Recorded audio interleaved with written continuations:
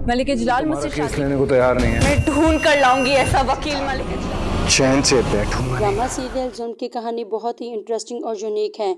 इसमें फैसल कुरैशी, सहर हाशमी और Shahzad Sheikh lead role play कर रहे हैं। नाज़रीन, सबसे इंटरेस्टिंग बात यह है कि फैसल कुरैशी 8 साल बाद हम टीवी का ड्रामा कर रहे हैं, इसलिए 8 साल बाद वो अचानक आकर वो ये बताएंगे कि आखिर जुल्म होता क्या है, कोई इंसान किस हद तक जालिम हो सकता है।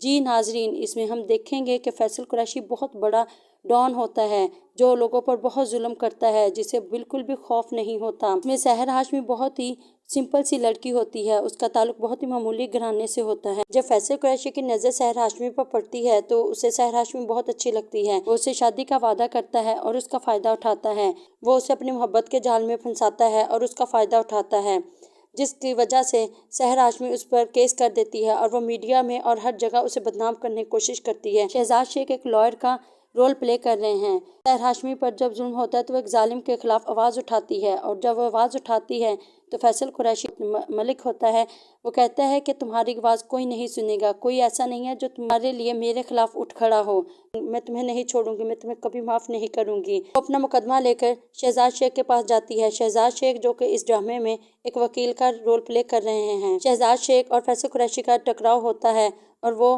फैसल कुरैशी के खिलाफ केस लड़ता है, जिसकी वजह से फैसल कुरैशी उसे बहुत धमकियां देता है और कहता है कि ऐसा कोई पैदा ही नहीं हुआ जो मेरे खिलाफ लड़े।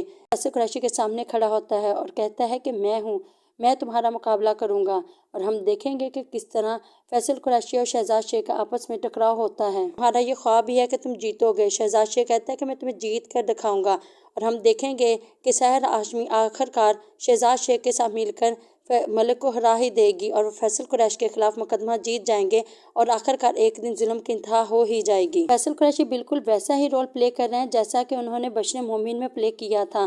फैसल कुरैशी को इस ड्रामे में देख के हमें बशर मोमिन वाला बशर याद आ जाता है, जिसमें वो एक बहुत जालिम होता है, लेकिन इस ड्रामे में वो बशर को भी पीछे छोड़ जाता है।